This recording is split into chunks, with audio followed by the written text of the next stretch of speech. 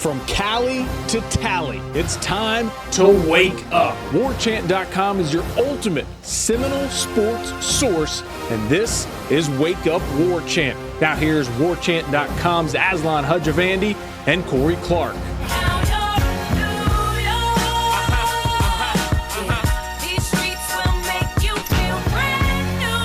Wake up! What's up, everybody? I'm Aslan. He's Corey.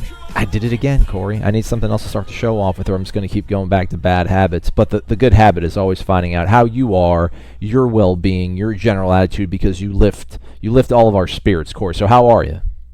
Plus, I just lift in general. Like, I like to lift. I'm more of an upper body guy. Mm-hmm. I don't do a lot of leg work. It's just arms and pecs. And today I got a great lift in. About an hour and 45, just straight lifting.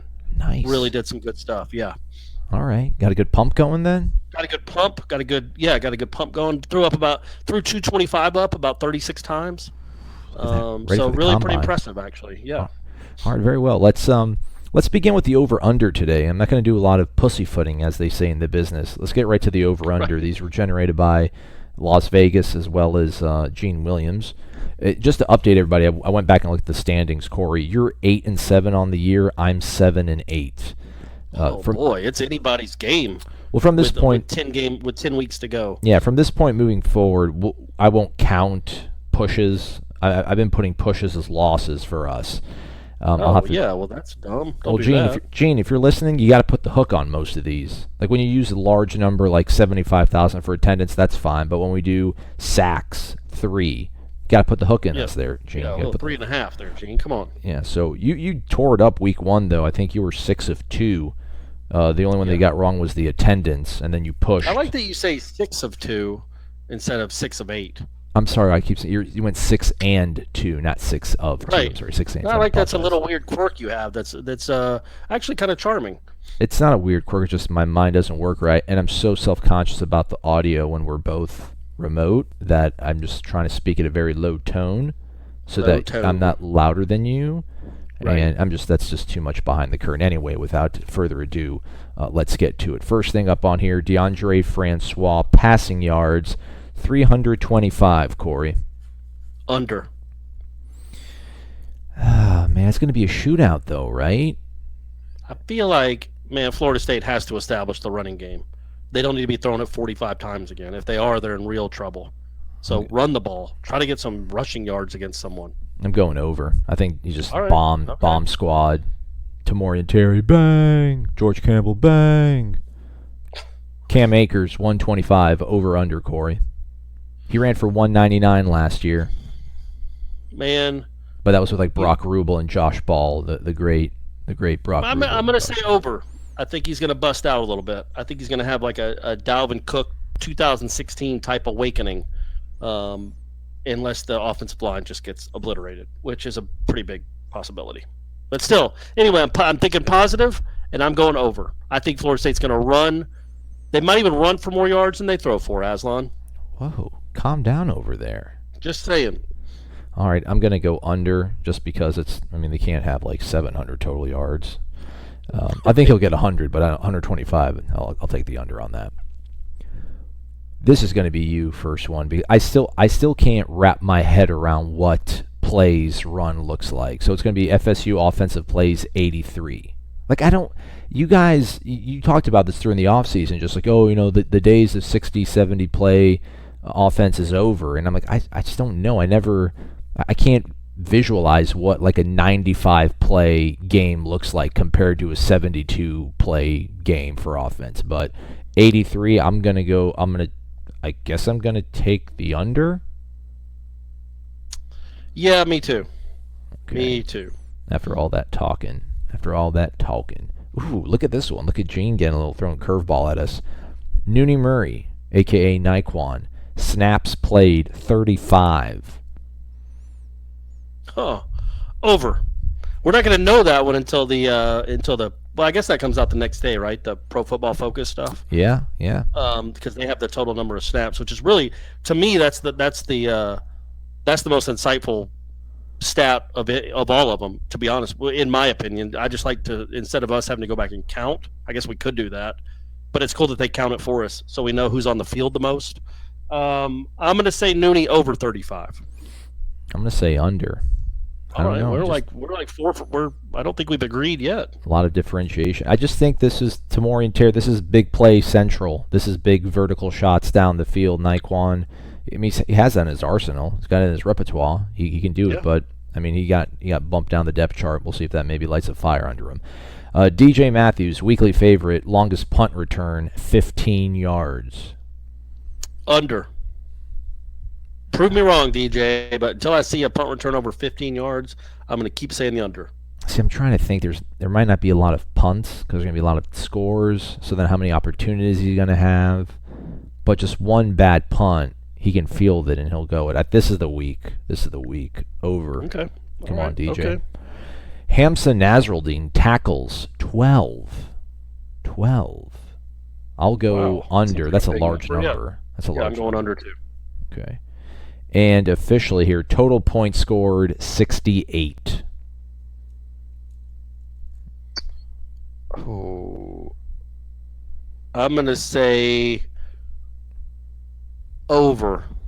Okay. I don't feel great about it, but I'm saying over. I'm going to go under. Although I had to really squint my eyes to visualize the TV screen and what it was going to say at the bottom when it says final.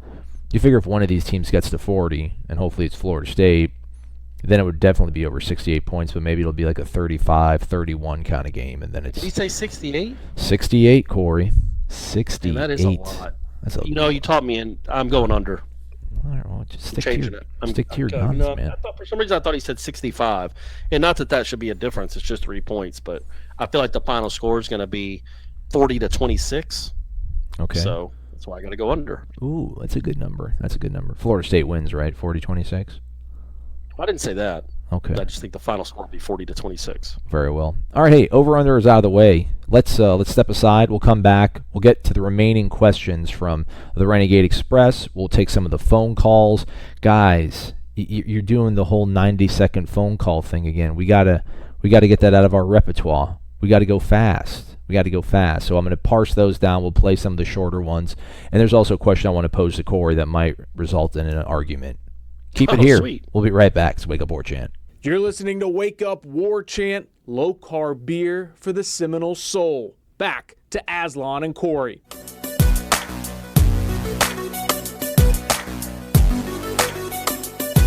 Wake up! I'm Aslan. He's Corey. It's Wake Up War Chant. It's the WarChant.com family. WarChant.com's Gene Williams, the founder and administrator of the website. Managing editor Ira Schofel, Corey, myself, and then Michael Langston, our recruiting analysts. Use the promo code WarChant30 if you don't have a subscription. Try it out for 30 days. Try it. You'll like it. You'll be part of the family. Corey, we're going to take some questions here, or do you want to get into an argument first? I feel like we should take the questions first. Okay, very well. An argument might taint the whole show. All right, we'll save that for the end of it, though. That's a good tease as well. People like debate, conflict radio, conflict podcast is really... That's the best. It's the best. Especially when it's like contrived and manufactured. Yeah. That's when it really hits home. Like I was in the shower and I spent 5 extra minutes in the shower. I'm like, what can I do to generate some smoke between Corey and I? Right, yep, exactly. And I figured one out, I think. All right, Let's go. This one comes from one world _ chop and chant. I'm going to start calling like one dub CNC, if that's cool with you, because I just can't say your name right. It's a 2-part question. One was from Michael Langston. He was asking about the instability and lack of depth at the O-line. Are we shifting recruiting numbers more towards those positions? I don't think so. Michael was over here the other day doing a recruiting chat, and they've targeted. They got those guys they've got circled: Evan Neal, Will Putnam, those sort of difference makers on the offensive line. I don't think they're going to cool off a skill guy to go after more offensive linemen. I think they obviously realize what they have to fill, and they'll try to do that. We don't know anything about JUCO, though. That was something I think Michael's going to try to keep his ear to the ground on, whether or not that's a viable option for the team to go to the junior college ranks and find somebody instantly. The first part of his question was strategic, Core. I think we might even touched upon this somewhat yesterday, but he says Syracuse's defense gave up nearly 10 yards per play against Western Michigan. That said, is it safe to say if we can't establish inside run, do you think we should spread out 4 receivers and hit them with a bunch of quick hit passes going air raid? I mean, like, would you give up, like, how long do you stay in the game, Corey, I guess, running the ball before you just maybe ditch it and just start flinging it all over the park? I mean, I wouldn't give up on it too early, but I do think there's credence to the idea that maybe you pass to open up the run, as opposed to vice versa. I mean, I just think all these teams you face are always going, because they know about Cam Akers, they know about Patrick. They're going to try to stop the run. They're going to sell out to stop the run. You have no receivers that have really proven they can be difference makers. So you just hope that they can't connect in the passing game. So I don't know if I would do the short hitches and stuff, because this team hasn't been really great at that through the first 2 weeks, the short passing game. But I would maybe try to open it up early passing, and then back them up and then start running the ball. That would be my game plan going in if I was old Walt Bell. That was actually, I feel like that was the Alabama game plan. Right? It absolutely was, yeah. And also I think they knew going into that game they weren't going to be able to run the ball. So they thought their only chance of running the ball was backing them up. But, I mean, it would have just been bullheaded to just try to sit there and run the ball against Alabama. Quite frankly, it's an embarrassment if you can't run the ball against Syracuse, no matter if they're expecting it or not. But through 2 weeks, I think that's a fair assessment of this offensive line, the big E word. It's not fun to watch. So I wouldn't go into this game just assuming, okay, it doesn't matter if they're selling out to stop the run. We should be able to block it up, because you haven't really shown that you can do that through 2 weeks. So maybe hit them with some big pass plays early, and that opens up Akers and company. Okay. Rookie Baby asks, or first off he says, "Hi Corey and Aslan. Everyone is in complete panic mode right now. This is probably the biggest panic that I have seen in a while with fans at Florida State. I know it was an embarrassing start, but I for one found the 63-20 debacle at Louisville was far more embarrassing. That team had no excuse to be beat down like that. Do you think that the panic that is looming around the program is made greater because of how good Willie did off the field?" Yes. Absolutely. Yeah, I mean, I think the panic would be pretty high anyway, no matter what he had done off the field, because of this start. And again, look, Jimbo certainly didn't leave him in great shape, but Jimbo won a national championship at Florida State, man. He was a good coach. There's really no way to argue it. I don't know that he was good for Florida State anymore. That could certainly be debatable, but he was a really good coach, and he's replacing a good coach. And through 2 games where it doesn't look like they're being well coached, I get the panic, and you got kind of, I can understand a little bit of buyer's remorse, like, oh boy, what again? We won't go into it again. I think that's foolish. I think you got to give the guy time. But don't you think the panic would have been in the panic anyway? Like, even if Willie Taggart hadn't done all these great stuff off the field, if he'd only donated $100,000 to the campaign, I still think the panic would be ratcheted up really high because of the way they've looked. Yeah, let me amend my answer. I think that all that goodwill has purchased him a good deal of optimism with a good portion of the fan base. There's a lot of people that keep singing your praises, Corey, for bringing just practicality and rational thinking to the show, while I've been a little bit more critical. So I do think the fact that he did so well on the public relations aspect of being the head coach of Florida State has bought him a lot of patience with a lot of people. But I think, again, if he would have used some coach speak, if he would have hedged himself a little bit at some point this offseason and said that, we're going to get there. It's going to take us a little bit, longer than maybe we're used to around here, but I will make this happen. It's my life's, goal. I will do this for you folks. But don't you think, and I'm talking to you, Aslan, not any other fan, just you. Mm-hmm. If he had said that like in April or June, wouldn't you have taken him to task a little bit? Like, hey, Willie, don't start making excuses. Why can't we win 10 or 11 games this year? I don't think you would have wanted to hear that. No, I would have, but I think at this point, though, like in June and July, I would have been a little bit of a rascal about it. But now I've been like, okay, well, I should believe my head football coach. He told us this is what it was going to be like. So at this point, yeah. I wonder if some of the panic comes from people thinking that Taggart is completely surprised by this. Like, oh boy, how bad did he miscalculate what he had? And for all we know, he didn't. He might have known it was going to be really tough to start out with. He might have seen in August, oh boy, we got a ways to go. And he just didn't say that publicly. But if he's out there, and I'm not saying he was, but if he's out there thinking, man, we're gonna compete for championships this year, and then they look like they looked those first 2 weeks, I think maybe that's where another part of the panic comes in, or people wonder, the concern is, man, did he really miscalculate this badly about this football team from what he was saying to what the reality is? And so then what does that mean moving forward if he can miscalculate this badly so early? What's to say that he's never going to calculate correctly?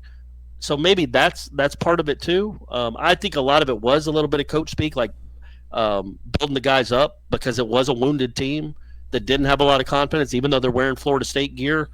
They don't act and feel like a typical Florida State team. So he was trying to build those guys up, which is normal when you're coming off a bad season and when you're coming in with a new system and a new coaching staff. So I think that's what he was doing. But I can understand how it would make people wonder, did he have his tabs like we did with Jimbo in 2016? Like he let Showtime come and film them for the season. And I know flat out he thought that team was going to be really good. And they weren't. They were pretty good, but they weren't certainly great by any means, and they did get embarrassed a couple times. Why did Jimbo miscalculate so badly about that team? And so I think people might be thinking the same thing about Willie. Like, man, you couldn't put your finger anywhere close to the pulse of what this team was going to be in 2018. True. Very valid. Very valid. Next question, Corey, comes from R. Walling. Morning, men. I'm going to remain optimistic that this team will keep improving as the season goes on, including the offensive line. I'm with you, R-Dub. I'm with you, man. I'm going to go down on this boat with the O-line and Greg Fry. I'm not ready to say we're not making a bowl game. I remember reading that it took South Florida about 3 or 4 games before it started to click once they changed to the Gulf Coast offense. I expect the defense to play better against Syracuse with a full week to prepare. Ira said on headlines that they did not do anything to prepare against Samford, so maybe that's why their quarterback lit us up a little bit. I also expect the defense to be able to win some games and carry the offense until they get it figured out. Your thoughts? Yeah, I mean, hey, man, be positive. There's literally no harm in being positive. Go for it. Be positive. What would it hurt? What's the negative to being positive? Nothing. So do it. Assume they're going to win the rest of their games. But just don't get too upset when they lose and lose your mind, because that doesn't make any sense either. I do think they'll get better. They have to improve. I would say the South Florida, yeah, because as far as I remember, he did that in 15, right? And then they came to Florida State, and that offense was abysmal. Now, they were playing a good defense. They did it mid-season, like on a bye week. They went to the whole Gulf Coast thing. I thought they had started it that season. I thought they had started it before that season. I thought they were running it against Florida State, and it was just awful. Oh, okay. I think. I might be wrong. I thought they were trying to go up-tempo that game, and it just did not work at all. I think they scored – what did they score? 2 points? 7 points? They didn't do a whole lot. But by the middle of that season, they had gotten it figured out. That dude, the quarterback, was running for a gazillion yards, and so was the running back, and they ended up making a bowl. I would continue to point out to people, like, literally. So you're talking about this is the 3rd full season. If you're saying that he started it midway through that season, and I don't remember, but that was 2015. So this is his 3rd season running this offense. That's not a lot. He's done. You know what I mean? He's still learning it. He's still learning what works and what doesn't. And he's still learning what kind of adjustments he needs to make and to fit his personnel that he has now. And there's growing pains and learning curves. The guy's 41 years old or 42 years old. He hadn't been running this thing for 25 years.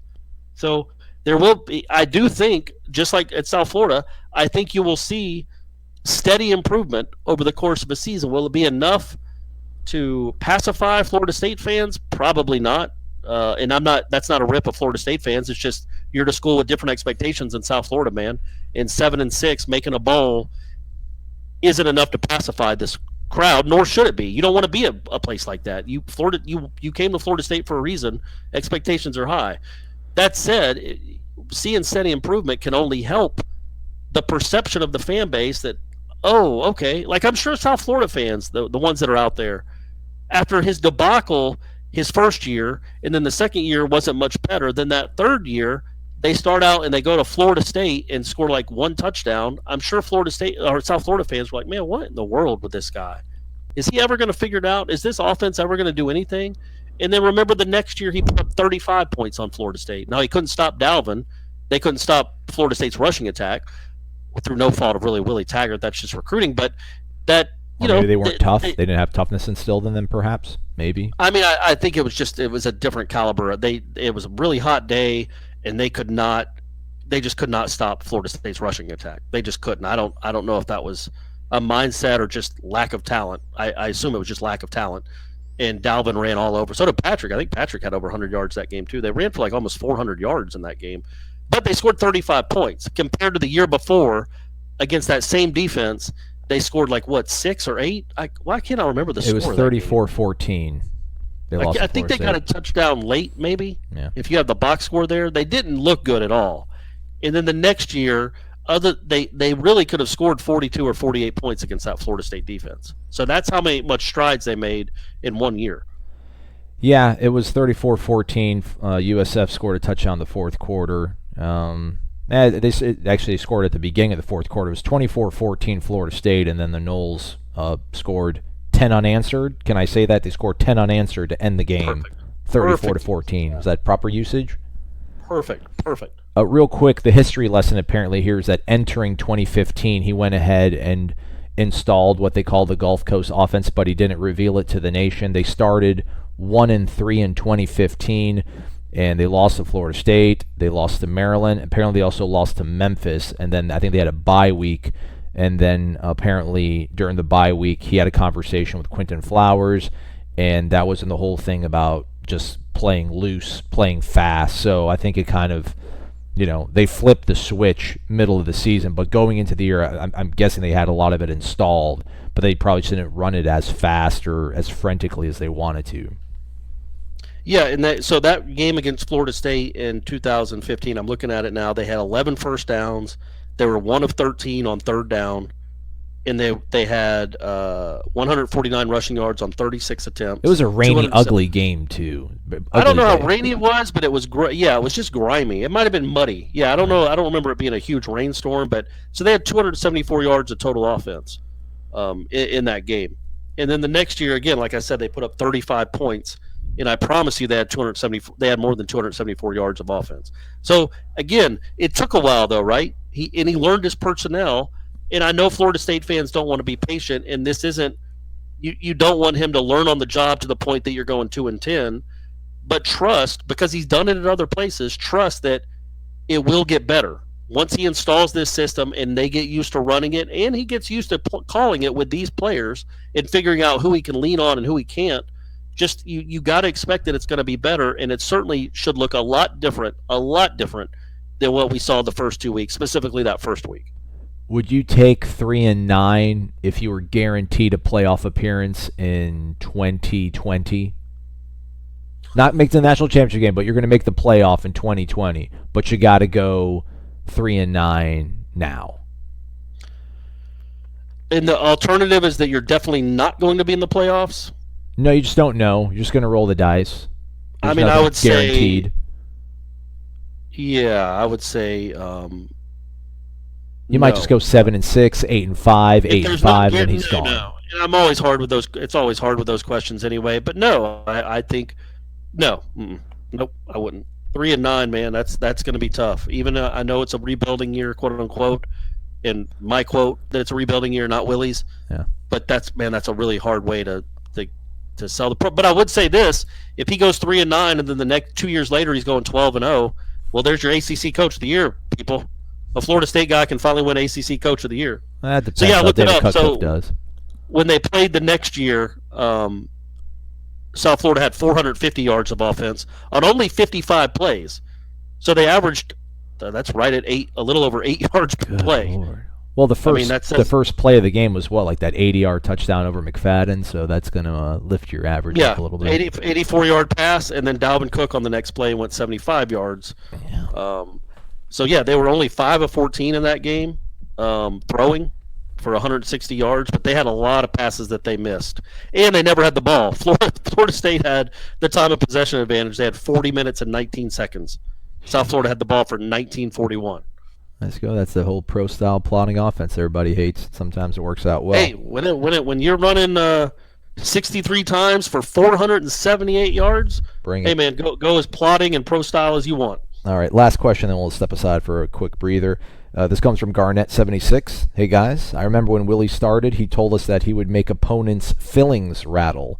Thus far, I think everyone's dental work is intact. What will it take to change this? Is this still a matter of changing our culture? Are players too cautious because of new rules for targeting? Or what? I don't know if it's, again, this is a culture, nature versus nurture. Do they have the players who naturally are wired to want to be violent and hurt other people? in a rule-abiding way, or do they just need certain buttons pushed by this coaching staff and it just hasn't happened? I don't know. I guess maybe I'm starting to lean towards the nurture or the nature aspect. Maybe just don't have dogs. Maybe there's too much of a focus on measurables, speed, length, and more, less of do these guys have junkyard bulldog in them. But what did he say about Amari Gaynor when he was asked about him on Thursday? I asked him if he expects him to contribute, and he just said, like, yeah, he hasn't had any setbacks. He's had a good week of practice, and they expect him to be able to be available and go in there and hopefully provide a little bit of a boost. But he didn't say this week. Yeah, against Syracuse. Yeah. Mm-hmm. See, again, we didn't watch much practice. We didn't get a chance to. But the first two practices we watched, they were just in shells. Like they weren't in full pads, obviously, and they weren't supposed to be taking people to the ground. Well, at least 2 or 3 times, even in that setting, Amari Gaynor is tackling people hard. Yeah. Like I don't think he's meaning to. He's not tackling like wrapping up their legs and bringing them down, but he's thudding them up so hard in shells that they're falling down to the point where Willie Taggart I think he mentioned after one of the practice, we got to get him to, not hurt his teammates. You talking about spring or you talking about this week? No, I'm talking about this. Maybe it was spring. It was spring. I remember that was something that you were talking about a lot. Like, listen, I've noticed like on 2 different occasions he's tackled people, and they're like, "Dude, chill out." But and that's when he had just been on campus for like 2 or 3 weeks, or 2 or 3 months. That guy's the guy that's it's not. He certainly can't turn the defense around by himself, and I don't even know if he's going to play much this year. But that's the dudes they need. Yep. Guys like that. Guys, as I like to say, I'd rather say "whoa" than "giddy up." All right, I like that. If I'm on a horse, I'd rather say, "Oh, slow down there, Tiger. Slow down, Trigger. Hold up. We don't need to go this fast." Other than this horse that's about to die, that's on its last legs, that's going home to roost, and you got to whip it into shape to try to get it to run. You don't want that. So, I like to say "whoa," not "giddy up." In Amari Gaynor, you got to say "whoa," and to that point, to that old Jimboism, that old Jimbo cliche, there's a lot of giddy up on this team, man. In my opinion, and I don't remember Willie saying the thing about the fillings rattling, but that's how he wants to play, and you certainly know that's how Harlan Barnett wants his defense to play. And as we mentioned ad nauseum, that hasn't really been the case. But it's the guys like Amari Gaynor. You don't have to turn a switch with him, man. You don't have to try to find where that is. He just plays that way.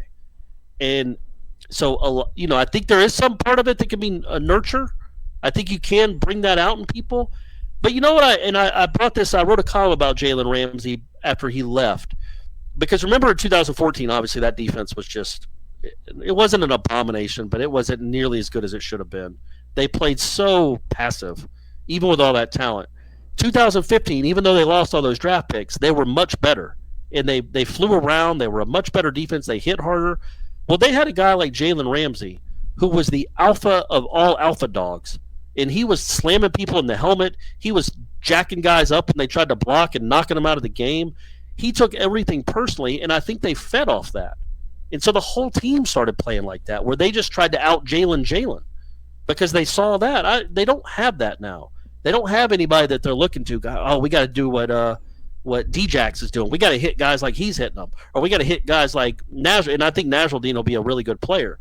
But he hasn't had any of those rattling hits either. They sometimes it does take 1 or 2 players that can spark a team, and they all start playing like that guy. And again, I'm going way back to 30 years now. But man, it wasn't just Deion Sanders in 1988 that was high stepping and preening every time he made a great play. The whole defense did, and all the defensive backs thought they were Deion Sanders. They weren't, but they carried themselves like him, and they went and attacked the ball and tried to go make plays, even though they weren't him. And I think Jalen rubbed off on that team in a way that was hard to quantify. So I wonder if Amari Gaynor, again, I'm not saying he's going to be the next Jalen Ramsey or Deion Sanders for this program, but when you get guys like that and bring them in, if even 2 or 3 or 4 of those type personalities can flip the whole mindset of a defense. And plus, I think Harlan Barnett will do it too. I do think there's a nature and nurture, but I think it's a combination. I think some of it is they want to be led to that place.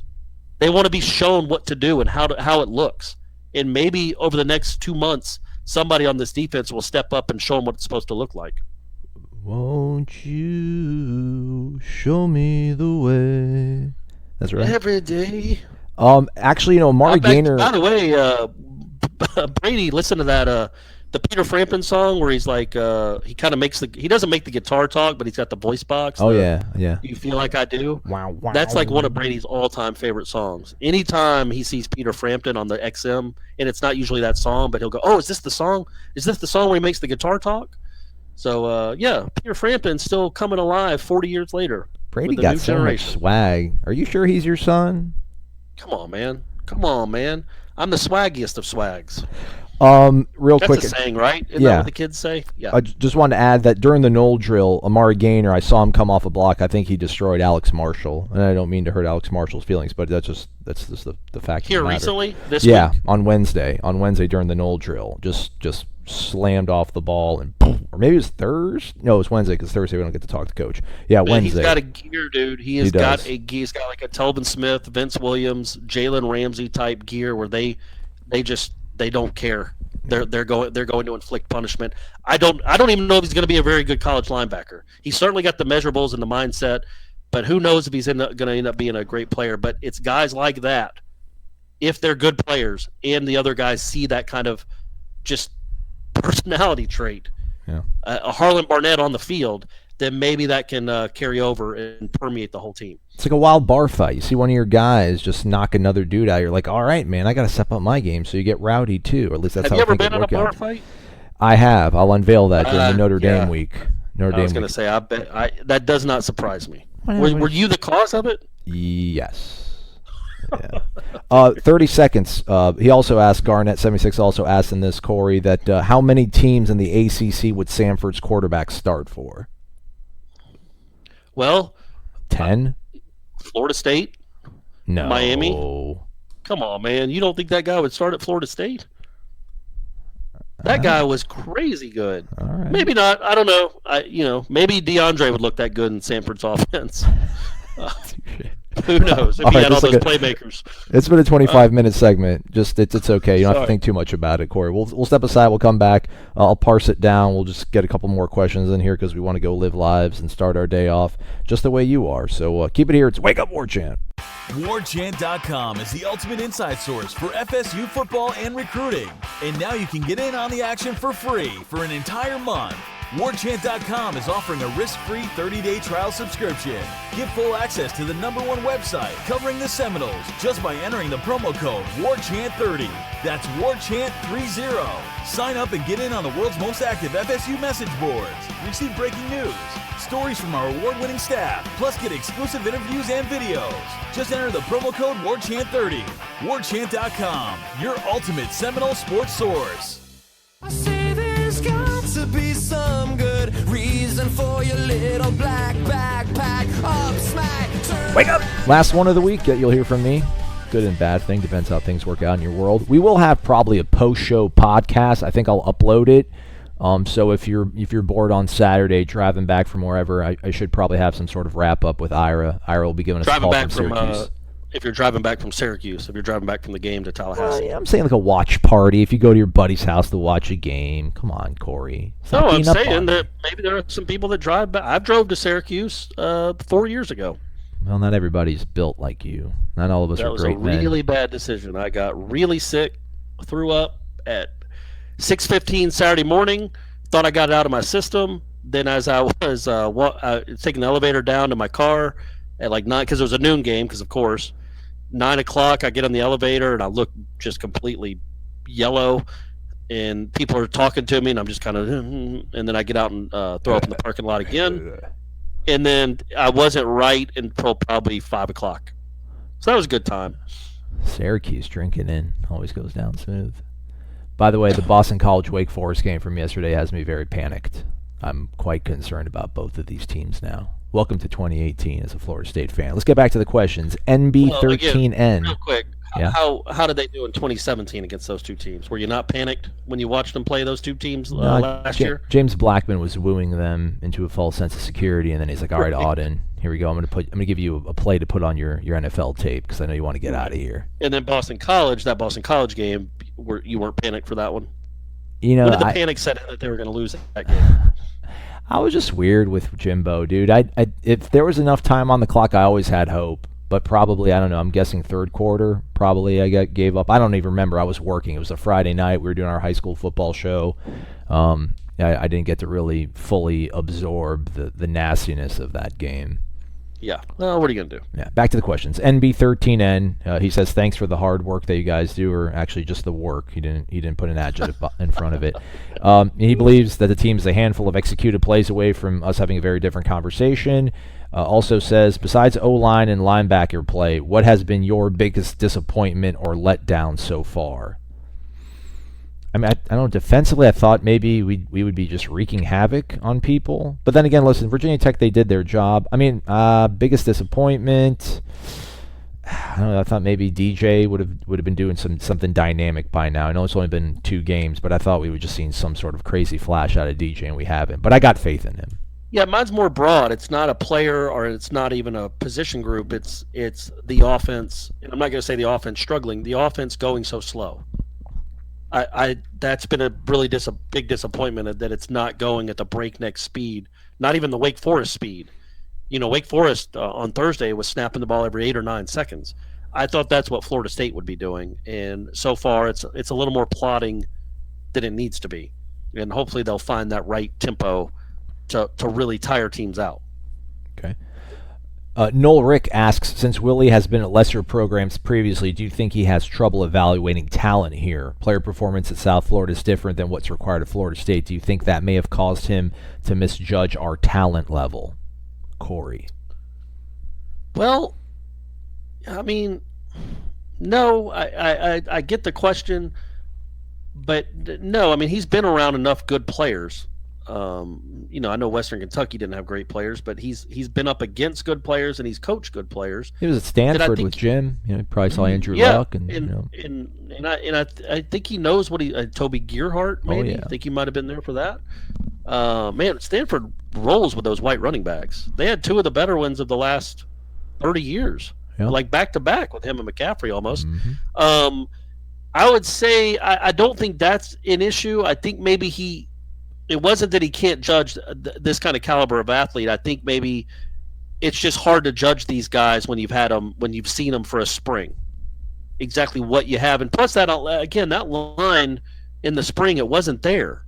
The line that he has now, which isn't obviously much, it wasn't even that in the spring. So he had a really hard time understanding probably just how rough this was going to be. He could, I don't know. I don't know how to answer that question. Yeah. No, it's no, Corey's helping me out because I don't even know how to really answer that. No, I mean, you're a coach. You know what good looks like, and you know what not good looks like. And I think, maybe he's just keeping optimistic. Maybe he just assumed that it's Florida State. He had played this team 2 years prior. Surely they couldn't have fallen on that hard of times in a span of 2 years. But maybe, once the lights come on, weird things happen, and they just haven't risen to the occasion. But there's plenty of hope. There's 10 more games, at least 10 more games, so hopefully even more. Final writing question, then we'll get to 2 call-ins. This comes from Rowdy Knoll. Says, hey, guys, just wanted to say thanks to Aslan for all your hard work. You were doing a fantastic job hosting the show. And Corey, well, podcasting is difficult, and not just anybody can excel at it, so don't beat yourself up. At least you put some effort into it, and that counts for something, right? What is this? I don't know. One of your buddies? It must be one of my buddies. Checks in the mail. He's from Clearwater, so probably okay. It's my hometown. I was going to say nobody that has nobody that's actually has a working brain is going to laud you and give you a pat on the back and then tell me I got to work at. Come on, guys. Come on. We know who's carrying this show, and it ain't the A train.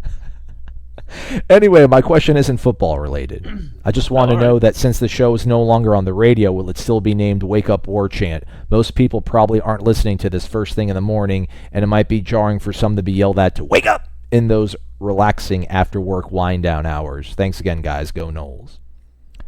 I like the name. I think Wake Up War Chant's a good name. And still, the whole plan is to put it up in the morning so that people can listen to it in the morning. But that's a good point, because when I did do that, when I did yell "wake up" just out of the blue, it was to those people that were listening in the car, I guess. Like, hey, you're up, wake up. So but still, that's we put it up early in the morning, and that's now. Don't think of it as Aslan saying "wake up," like, hey, wake up, get your day going. It's like, wake up, War Chant has started. Yeah, fantastic. We need to get more wake-ups out of you, Corey. The more wake-ups out of you, the better we go. No, I don't think that's true at all. All right, we had a question from somebody in West Palm Beach. Shout out to you, but your question is 1 minute and 9 seconds long. Maybe we'll get to it next week. And then we had a question that was 1 minute 26. I mean, we just can't. It's just too long. It's just too much. There's no gist. You can't do a gist of it. The gist. I mean, he does say ass man, so I always like playing when they call me ass man. Right. Let's see here. Let me play this. This looks interesting. We'll just see how this goes. Ass man, Coralicious. Hey, it's Jay in West Palm. Hey, listen, guys, I feel horrible. I thought I got my wife just kind of a really unique, awesome birthday present, and she was going to be really surprised and love it. Then I'm watching the Florida State game, and I see that the defensive players, when they got a turnover, were wearing the exact same thing I got my wife, that turnover backpack. So I had to return it because the surprise was pretty much ruined at that point. Anyway, in all seriousness, what's going on with Xavier Peters? You know, I've seen a lot of freshmen get some playing time this year, but I haven't heard his name or anybody even talk about him being on the field. All right, well, I'm going to have to cut it off there because it's going to kind of go on for a while. But basically, he got here late, I guess, and kind of got lost in the shuffle of things. And I don't know how much of the fact that he was a linebacker at high school, but they're playing him at defensive end, how much of that's just him learning to play with his hand in the dirt and getting him acclimated. But he looks the part, for what that counts. At least to me, he definitely looks the part. But I think it's just that he just got here late and just kind of got behind the machine. I mean, I just think, Brian Burns has played a ton of snaps the first 2 weeks. I don't know if he's been off the field for more than like 8 or 9 plays. And I think what's happened is because they've been behind each of the first 2 games, the whole games, they don't feel like there's a good time to like experiment with a freshman. I mean, you don't want to take off your best defensive player when another score might end the game. You know what I'm saying? So you got to keep Burns. You don't want them to hit a big play because Brian Burns is standing on the sideline. So I don't think there's been a good moment for them to play the kid. And that doesn't mean he won't play this year. That doesn't mean they don't like him. I just think, when you look at those snaps, you're looking at Brian Burns playing basically the whole game, and then the other defensive end spot being manned by Robinson and Wolverine and Kendo. So, there's not a lot of room right now for anyone to sneak into that rotation. And, I don't think he'd be as good as any of those 4 right now. Yeah. All right, let me play this question too. It looks like this will make you feel better about yourself, Corey, which is a very important thing here on the program. Correct. Hey guys, this is Ryan from Monterey, California. Love listening to the show. I do it every drive up here. It's about an hour, 2 hours from. So you guys really get me through my day as a traveling physical therapist. I love the down to earthness, just the levity that Corey brings, and Aslan, you're my Persian brother from another mother. Assalamu alaikum. But just calm it down a little bit with the doom and gloom. You were saying we're going to go undefeated before the season, and now that reality is hit, you're all down on this. It's going to be okay, man. All right, that's fair. I thought he was actually going to. I thought he was actually going to refer to you as his brother from another mother. But he did say "Assalamu alaikum," which is great. It literally spelled it out as awesome and then lakum. But anyhow, shout out Ryan. The question was, do you think the over/under for a total wins between Florida and Florida State when we meet with each other at 10? Oh wow, like combined wins. Will we be at combined 10 wins over/under Florida and Florida State when we meet? I think that's a good number. I agree. That is a good number. All right, let's. I think that's a good number. What were they last year? Weren't they at 9 last year? Or maybe they've been at 8 last year, right? What didn't Florida finish at 4-7? Yeah, because they lost the game, right? And Florida State had 4 wins at that point, and then won that game, and then won the rescheduled game. Yeah. Ooh. Holy moly! So they met last year, and the combined wins were 8. Man, what's going on with this state? When was the last time they were all good? All 3. 90, when was that? 93? 2000? Probably 2000, right? Because Florida and Miami played in the Sugar Bowl. Yeah. And then Florida State played for the national championship. So that's the last time those three were good. Come on, man. Get it together, Big Three. Sorry, now I'm off my soapbox. All right, it's fine. Let's get to another question here. Aslan, Corey, wake up! Just curious, guys. Oh, it's Jeremy from Fort Lauderdale. I forgot to say that part. Just curious. Any chance you think Willie might start having some late afternoon and night practices just to get them acclimated for that type of game time? I know he swears by the morning practice, but do you think that could really help the team? Thank you, guys. Go Noles and go wake up War Chant. I defer to my friend in Buford, Georgia. So, when did I bring this up? Like Monday when I was complaining about having to be up at the crack of dawn to go cover a football practice, and Ira told me, and I told Ira jokingly that I wanted to write that column, that maybe they don't play well at night because it's past their bedtime. Because you make these kids get up at 6:30 in the morning to go practice. College kids, hey kids, get up at 6:30 in the morning to go practice, and maybe their body clocks are off. And so by halftime, they're all wanting to take a nap. So that was, it was tongue in cheek, but at the same time, I'm not saying I don't believe it. You practice every day at 8:30, 9 o'clock in the morning, and then you don't play until 9 o'clock at night. And literally, they didn't play until 9 o'clock at night against Stanford. I don't know. I don't know how body clocks work. I don't know how the time works. I do know that Randy Shannon did that at Miami. He would have them practice at 6 o'clock in the morning or 7 o'clock in the morning before practices. And they always looked like they were tired when they played at night. So, I don't know. Might just be a coincidence. But I will certainly push that angle, and I will push that agenda. Ira told me he would not let me run it because it would be the biggest self-serving column in the history of journalism, because I'm just complaining because I'm tired of I don't like getting up in the morning. And that's 100% valid. But, hey, man, I've self-served before, so I'll just beat that drum. If they – see, I can't do it for the Syracuse game, though. That's what needs to happen, Aslan. What if they come out against Syracuse and win 60-7? And maybe that's because they're used to playing in the morning, that time of day. But then the next game, whenever that is, Northern Illinois, maybe they make that a 6 or 7 o'clock game. It's already been announced for 3:30. Okay, well, then they'll probably be okay there. But their body clocks are starting to wind down fourth quarter. But Miami were probably a night game. And what if they go out there and look like, dog poop again? You better believe that column's coming, baby. Hey, Willie, they don't play games 8 o'clock in the morning. They don't do that. They didn't even do that in Western Kentucky. So it's time to get with the program, buddy, and start practicing these guys at a normal practice time. There we go. I will defend your honor in that column with every drop of blood in my body and every breath. And we admit that it's completely self-serving. Aslan and I are not morning people. We don't like doing that. Nope.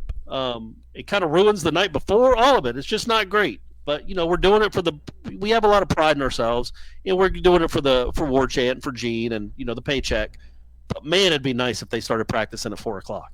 I would not. The one cool thing, though, is at least we do find readily available parking when we have to get to campus at 8:30 in the morning. So, and I can still swing by Chick-fil-A for breakfast. Boom. All right, hey, let's go out on a high note. Let's run this question right here, or more along lines of a call to arms.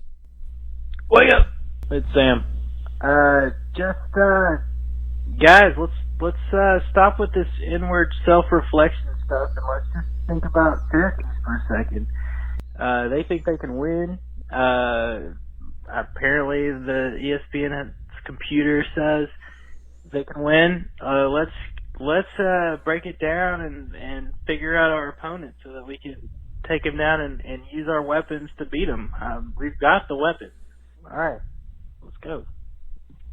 There you go, everybody. That's all you need to know. That's all you need to hear. Let's go. Perfectly said. Perfectly said. Corey, that's it. Let's go out there and live lives, and let's see Florida State improve to 2-1 on the year. But before that, what would you recommend us to do, win or lose, Saturday into Sunday, and just kind of throughout the weekend? I thought you might ask me this, Aslan, because you have, I feel like, every Friday for the last 6 months. And I was thinking, go write a love poem to somebody that means a lot to you. Could be a mom, could be a girlfriend, could be a boyfriend. I know we have women listeners. Could be your husband, could be a granddad. Go write a poem, something nice.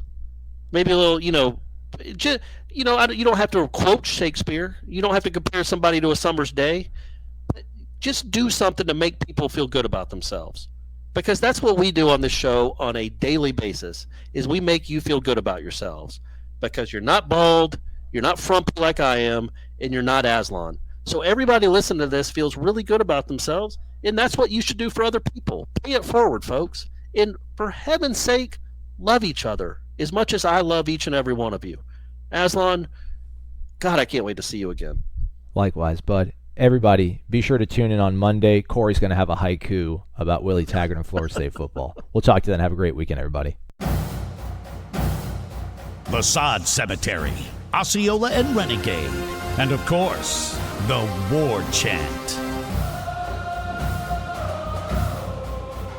These are great traditions known to all Seminole fans. If you are a card-carrying, garnet and gold-wearing Nole, don't you deserve a site that is truly dedicated to covering FSU sports?